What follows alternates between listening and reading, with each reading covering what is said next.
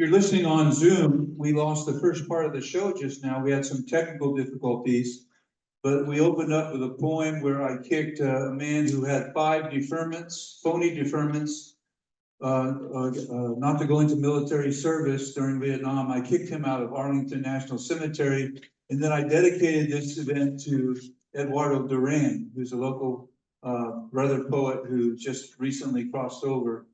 Well, and then I went over the some of the things that you get in the mail for explaining what's going on with the election on November 5th.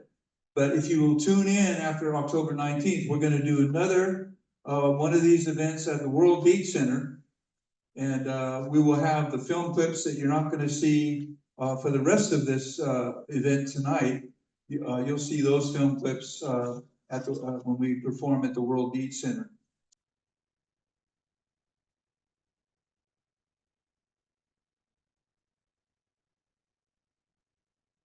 Okay, thank you.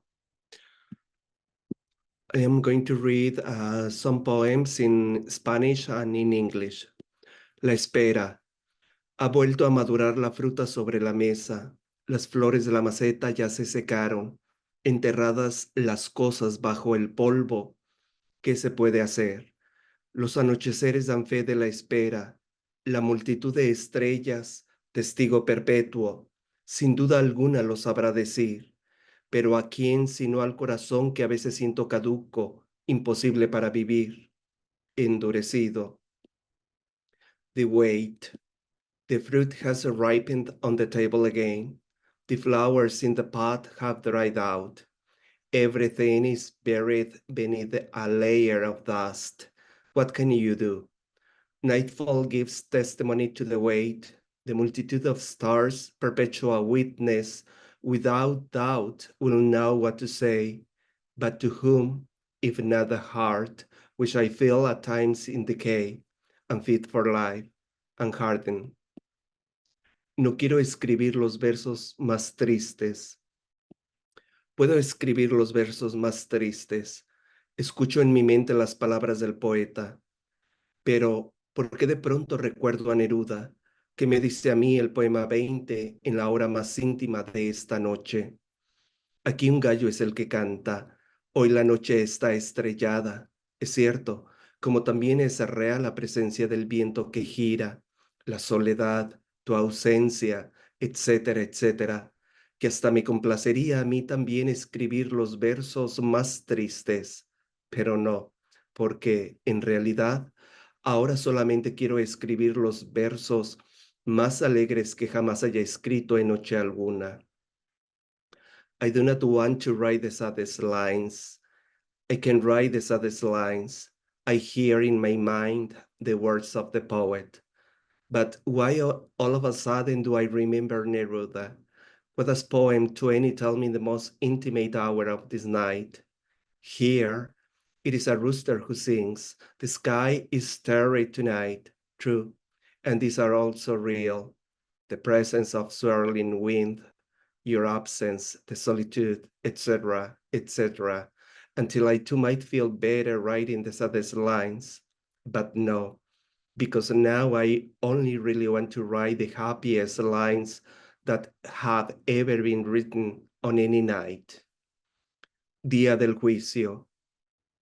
La esperanza es fruto que ha de comer mañana el hombre, escribes, pero ¿qué me dices de ti, de tu hambre insatisfecha, de tu maldita miseria humana? ¿Crees vivir? En realidad no te consta. Te engañas. Gozas imaginando un cielo enorme, aunque te quemen y resuciten las angustias del infierno, de tu infierno. Tú no sabes vivir ni morir. Te conformas con habitar los recintos de tu abnegadísimo mundo, donde solo monologan voces fantasmales. Allí permanecerás hasta el día del juicio, hasta cuando verdaderamente te mires cara a cara. Julio. Judgment Day. Hope is a fruit that man must eat tomorrow. You're right. But what do you say about yourself, about your unsatisfied hunger, about your cursed human misery? You think you live, but you really have no idea. You are deceived. You enjoy imagining a colossal heaven, though the anguish of your hell, comes to life and charges you. You don't know how to live or die. You're settled for the confines of your world of extreme self-denial, where only phantom voices drone on. There you will remain until the judgment day, until you can truly look at yourself face to face, Julio. And I'm going to finish with this poem, Elección ufana. Profunda la noche urbana, luces de neón palpitan, refulgen como arcoíris que no saben de lunas. Un puente colgante se extiende desde aquí a aquella hora. Sonrío y así me voy cantando porque en la noche de la fiesta me quedo. Proud choice, deep in the urban night, neon lights pulse and glow, a rainbow that knows nothing of moons. A suspension bridge extends from this here to that now. I smile and go singing along because in the night of festivity I belong. Thank you very much.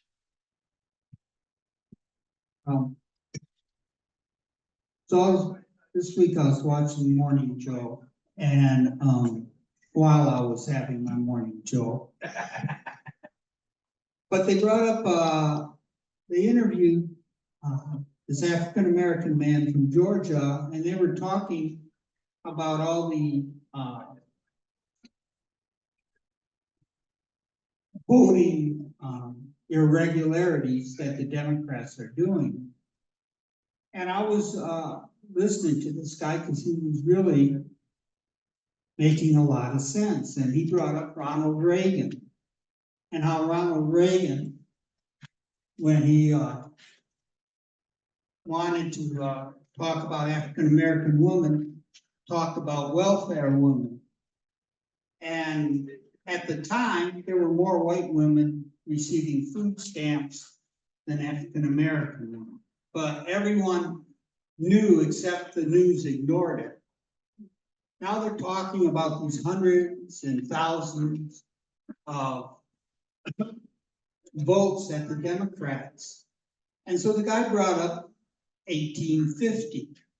And 1850 was the year of the Missouri Compromise, which said for every new state entering the Union, they would do it at two at a time, a free state and a slave state.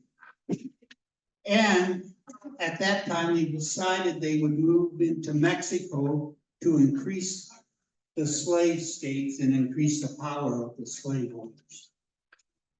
And so when they're talking about the thousands and hundreds of thousands of votes that the Democrats are bringing, they're talking about votes that are now allowed that weren't allowed in 1850. And one of the arguments in the Missouri Compromise that was brought up, that if you freed the slaves, you would give them the vote, but worse, women would then want to vote. And so the votes that they're counting that are illegal, and this may come as a surprise to no one, are African American and women. And so when Trump gets out and he says there's hundreds of thousands of votes that the Democrats are bringing in illegally, that's what they're talking about. But you will notice on the news, they will say, well, oh no, there were only 10 illegal votes, so Trump isn't making any sense. But in reality, Trump is talking to the people who vote for him. And I just, I wasn't stunned, but I had never thought that that would be a euphemism. So that isn't a story about my Uncle Bob. I'm sorry, Mike. But it has nothing to do with the poem I'm going to read either. So, that's, happening.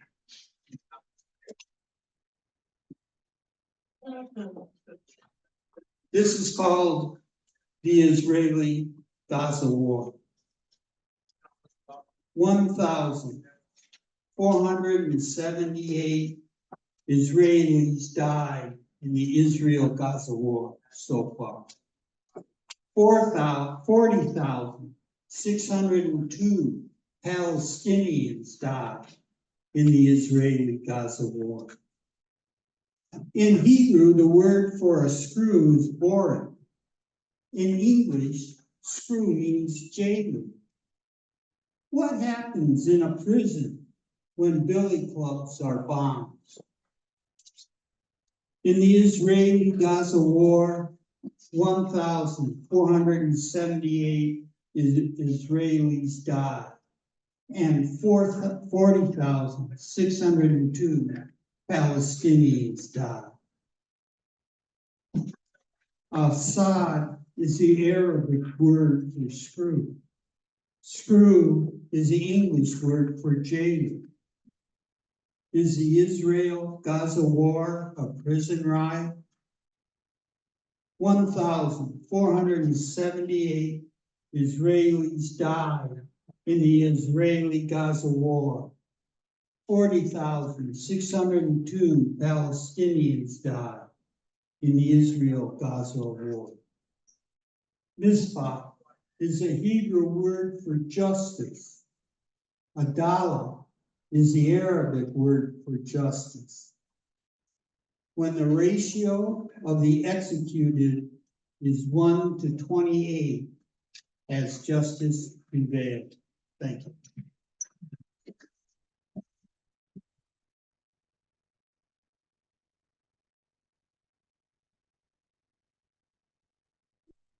So now, you're all caught up because we're recording this and we will save this for you to be on the internet. I'm going to welcome someone that I'm just so happy that she agreed to be our guest speaker. She's an activist, an author, and an essayist. I met her through her action with the Answer Coalition and her action on trying to free Mumia Abu-Jamal and Leonard Peltier. She's served on the Committee Against Police Brutality. This is Gloria Verdu.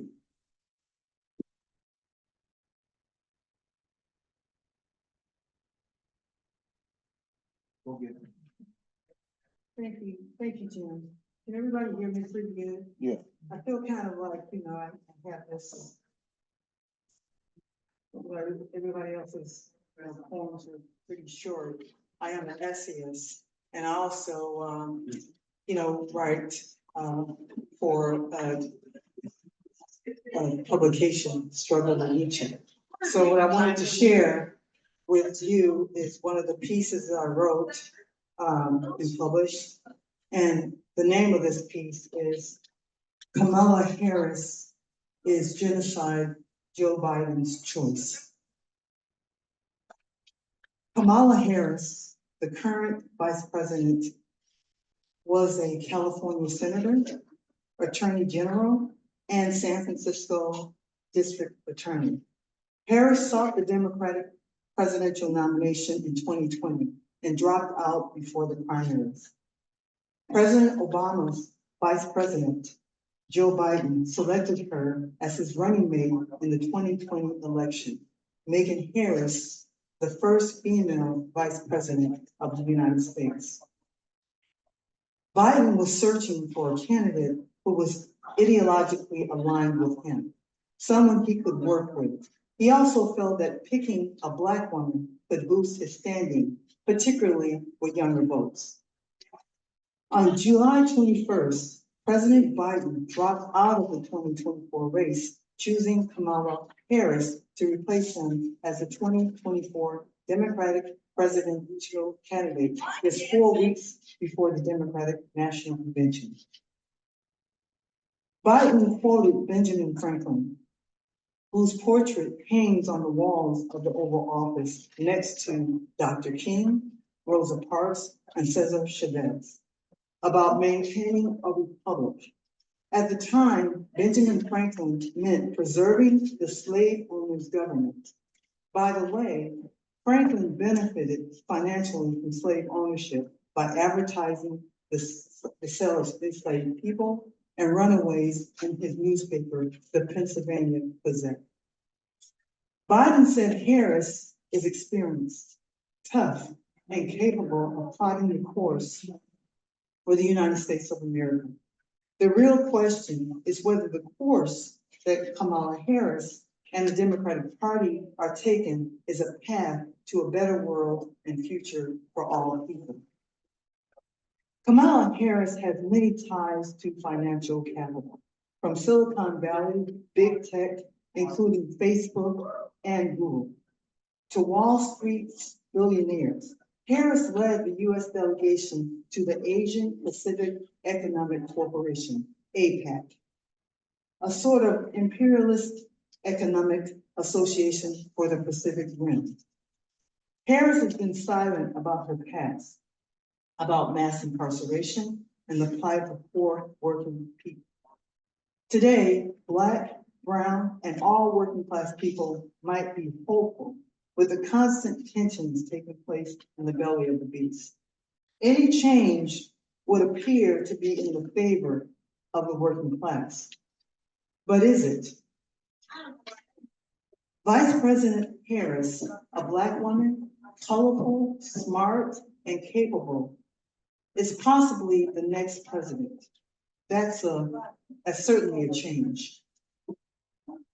Democrat Biden is a genocidal enabler. He supported the invasion of Iraq, where more than 1 million Iraqis died. He enabled and praised the Israeli genocide of Palestinian men, women, and children in Gaza. In 1994, Biden sponsored the Violent Crime Control and Law Enforcement Act, also known as the Tough on Crime Law, one of the key contributors to mass incarceration. The Tough on Crime policies overtly criminalize Black and brown people who are most likely to be incarcerated. The prison population rose from 1.6 million in 1995 to 2.3 million in 2008. According to a study done in October 2018, 48.9% of men arrested by age 23 were Black and 37.9% white. Black men were given longer sentences and many remain incarcerated today. According to the Prison Project, over half of people in the U.S.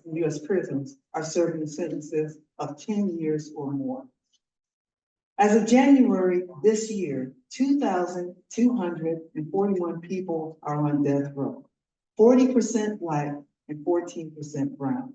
This is a crime against humanity. What is Kamala Harris's platform? What is her vision for a better world for poor and working class people who make up the U.S. civilian and prison population? What is Harris's position on global war, violence at home and abroad, homelessness, criminal justice, immigration, climate change, medical care, reparations, education, livable wages, and childcare? We can look back on Harris, on her record, to see where she stands on some of these key issues impacting the poor working class population. Harris is California is one of 27 states that have a death penalty. In 2014, a California U.S. District Court judge issued a ruling that could have eliminated the death penalty in the state. Attorney General Harris appealed the ruling, and the lower court ruling was overturned. Death row inmate Kevin Cooper, convicted of murdering 4 people in 1995, was one of many names of individuals District Attorney Harris tried to keep in prison, even though there was evidence that he was innocent.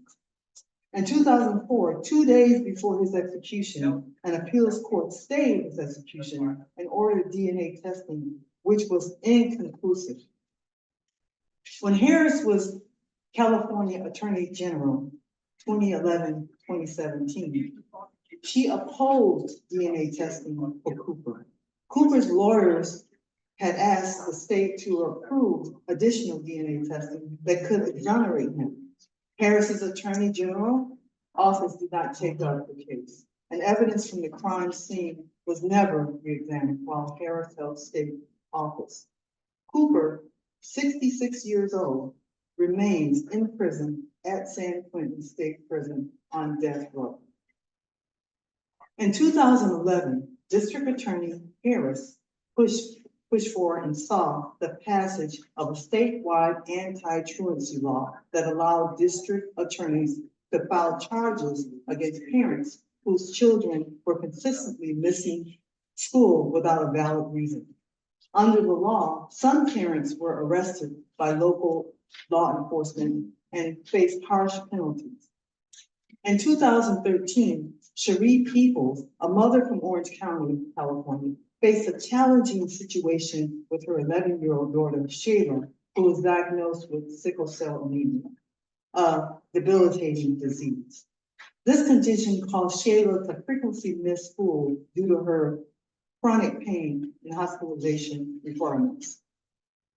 In April 2013, the police showed up at Cherie's home, handcuffed her, put a jacket over her pajamas, and escorted her out where news cameras were watching or waiting. The police booked her, enforcing the truancy program that then District Attorney Harris initiated. Cherie Peoples was shocked that all of this happened because of a miscommunication between her and the school over Shayla's days of absence. It is not hard to surmise that this plan to use the criminal justice system to solve social problems is not the answer. This plan was going to criminalize mothers of color, mothers with disabilities, mothers of children with disabilities, and mothers who might be housing insecure or homeless. As Attorney General of California, Harris passed the buck on police killings. An example is the case of Anaheim police officer Nick Benelak, who was involved in the fatal shooting of 2 unarmed men in 2012. He remained on the force for years and went on to kill again in 2014. The city of Anaheim spent several $100,000 in lawsuit payoffs after Benelak's conduct. Harris's office said it wouldn't investigate the case, that it was a local matter. They did not push for police accountability, which would have prevented more killings down the line. She neglected a lot of cases, says Genevieve Hazard, the mother of 25-year-old Manuel Angel Diaz, one of the men killed by Benelak in 2012. Benelak, cleared of killing 3 unharmed individuals over 8 years, fatally shot 30-year-old Daniel Ramirez III on April 4, 2019. There's a petition on change.org to fire Officer Nick Benelak immediately for killing 4 unarmed men. In 2014, Harris spoke out against the bill requiring the Attorney General's office to conduct independent investigations into police shootings. Harris said it would take away prosecutorial power from local district attorney offices. But local district attorney offices were not taking on cases involving police shootings.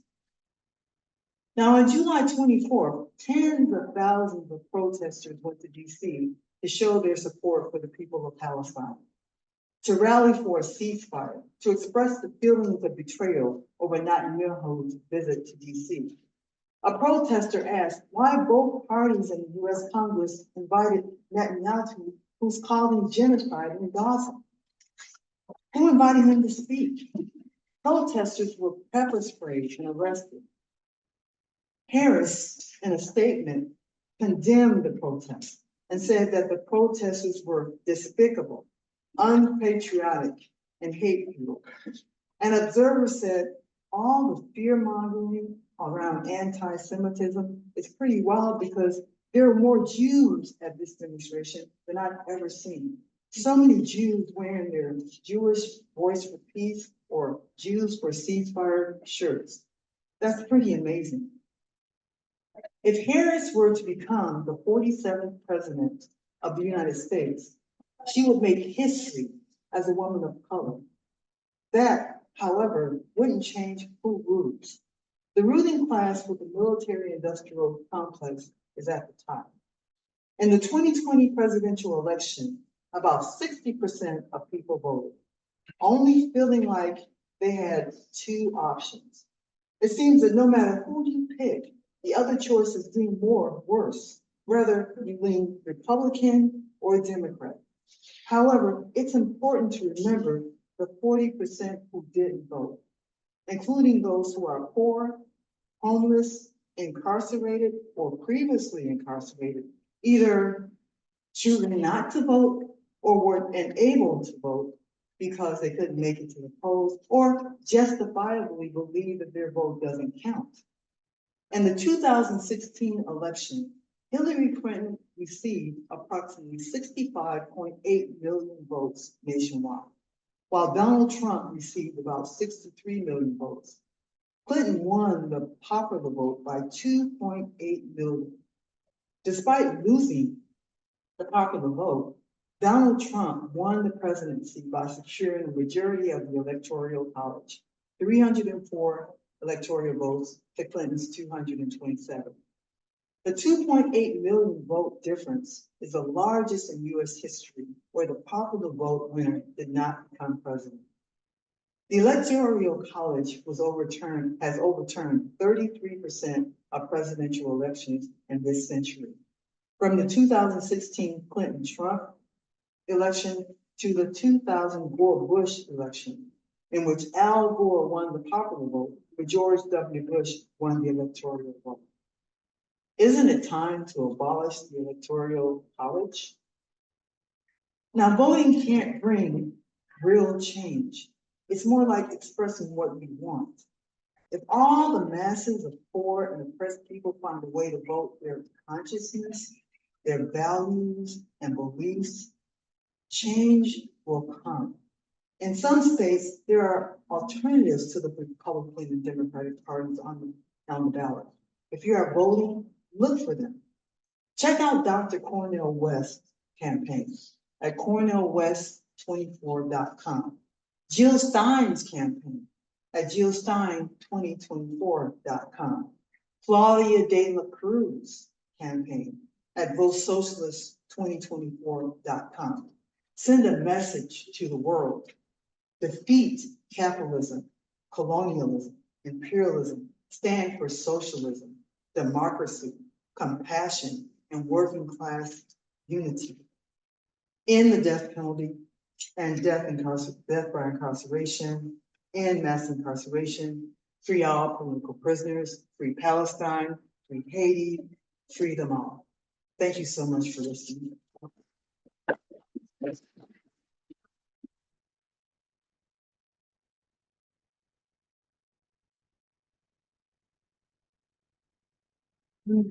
Thank you, Gloria. They tell us poets that we're supposed to be a voice for the voiceless. We're supposed to comfort the disturbed and disturb the comfortable. But she sure did that for whoever's going to be seeing this video. Thank you very much. Let's give her some more love, please. Thank you very much. Our next poet is a Vietnam veteran like myself.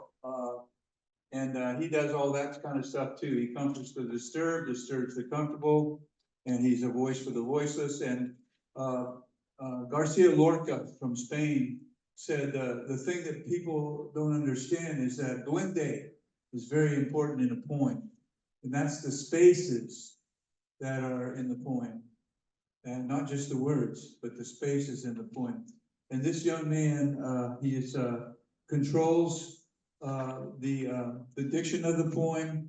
He controls the rhythm of the poem with spaces. Nobody writes like him, and nobody reads like him. This is my good friend. What's your name again? Oh, Michael Turner Ortega.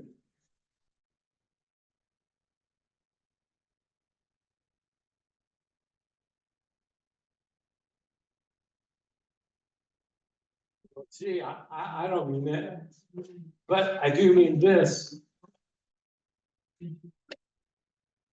I do mean this.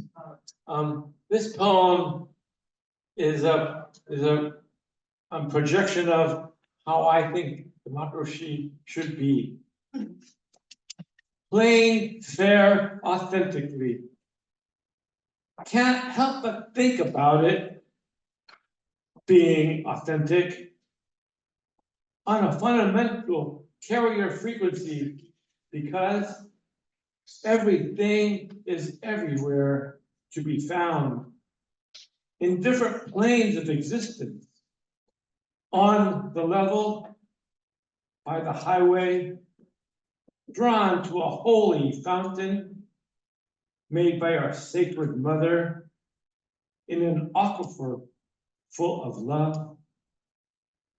A meaningful existence on many levels with a sanctified code to honor all beings, running down the road to connectedness, living on in a purposeful life, making joyful noise, and playing fair, authentically.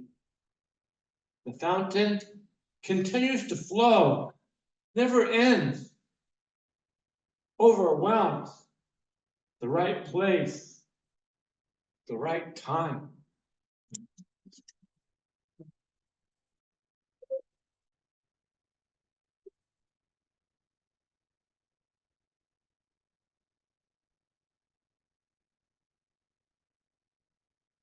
Thank you, Michael. Our next poet was the beat poet of San Diego, and then he was the beat poet of California, and then he was the beat poet of the United States, and now he's the international beat poet. And you must remember, very, very important cue, do not offer him decaf. This is Chris Benoit.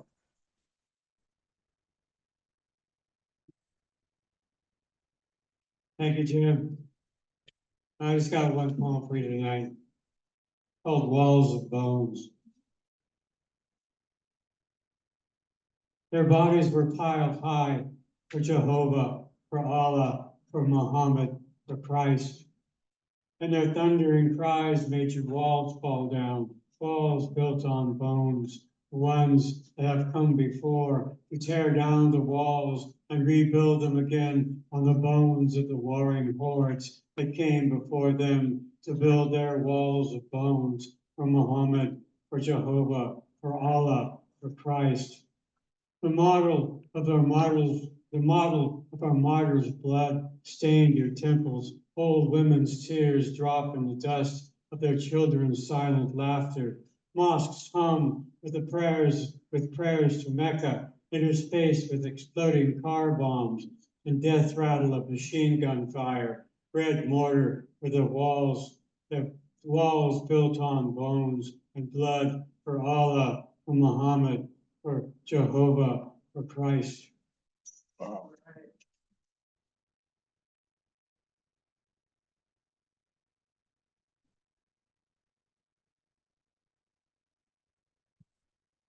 Thanks, Chris. We have an award-winning short filmmaker who has changed my life. He's built 3 websites for me, and you're not going to believe this, but he taught me how to do podcasts. He has been invited this year to a film festival in Australia and also a film festival in Iceland because of the way he writes the scripts, chooses the actors, does the filming, does the special effects, and he's a very gifted man. And he's going to read a poem for us tonight. This is Alfred Williams.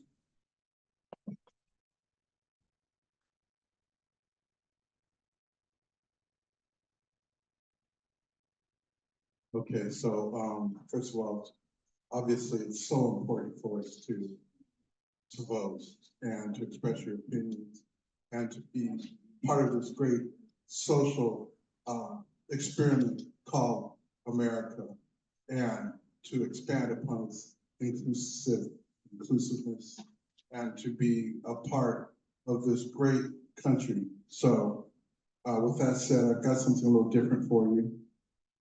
And this is a song. And what I wanted to do is something uplifting. So this is called Always. Sometimes this world can be cruel, but whenever I become blue, I always know what to do. I just think of you always. When my life is a living hell, and on this earth it's hard to dwell. And as I wait for the toll of the bell, I only have to think of you always. I only have to stop and think of you.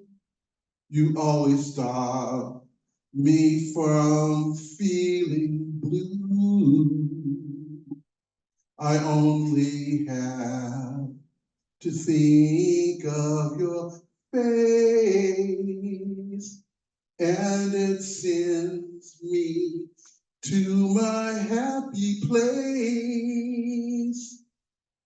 When the abundance of sounds really gets me down, and there's too many people around, I just think of you always. When the burden is too much to bear, and all my clothes become hard to wear, and I see the people stare, I just think of you always. I only have to stop and think of you.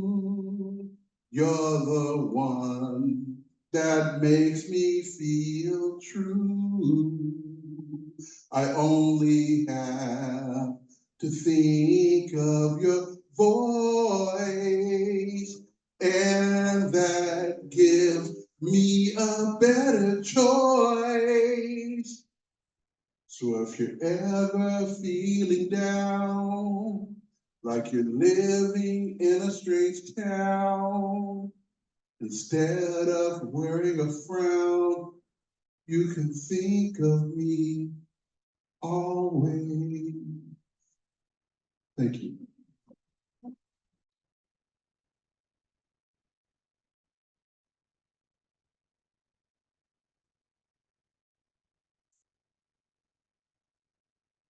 Man of many surprises. Thank you for coming tonight. Really surprised us. Yeah, thank you. So, we are at our final, few moments together. I wrote this poem, real recently. I was in a, veterans poetry class. And I always write with, the veterans that come to my classes. It's a free online class. It's called, How We Say It, Pens Moving Across the Page. And it starts with a, quote by Cornel West, believe it or not. Didn't know you were gonna do that. This is an epigram, and I really like what he said. I think it kind of resonates with what Gloria was talking about. And here we go. America denies its night side until it breaks right through. There's no direct reference to slavery in the original US Constitution. That's not just a slight gesture, that's lying. You can't get away with that. You end up fighting a civil war over an institution not invoked in the Constitution. That's a level of denial that's incredibly deep. You think you're innocent, yet you created the catastrophe right in your midst. You try to sanitize and sterilize it so expertly that you think the funk is not going to hunt you down. But it's the lie never works. That's Cornel West. And here's your poem. Poetry is looking for us, especially when Langston knows rivers, ancient dusky rivers. When Langston looked upon the Nile, perhaps paddled past pyramids when they were young. When he planted rice near the banks of the Yalu. When he talked with the Buddha after the Buddha rose from the shade of the Bodhi tree. When Langston was a warrior in the Underground Railroad and railed against slavery far from the mouth of the Niger. When Langston championed the good trouble of patriot John Lewis as the Mississippi flowed past the Freedom Riders. Yes, poetry is also looking for us as we stand on the shoulders of Langston and Claude McKay and County Cullen and James Weldon Johnson and Georgia Douglas Johnson and Jean Toomer and Zora Neale Thurston, all Harlem Renaissance poets, right here in Black History Month 2024. We stand on the shoulders of Malcolm X and Medgar and Fred Hampton and Billy and Ella and Sarah and Etta and Lena and Shirley Chisholm and Coretta Scott King. I shout to my racist father as we stand on the bones of Middle Passage martyrs carpeting the floor of the sea. My racist father, that day you embarrassed me in the streets of Pittsburgh when you screamed your racial epithets at my Muslim brothers and sisters. You were wrong, old man. You were wrong. Poetry still looks for all of us. Thank you for coming. We'll see you in October at the World Beat Center. Take care.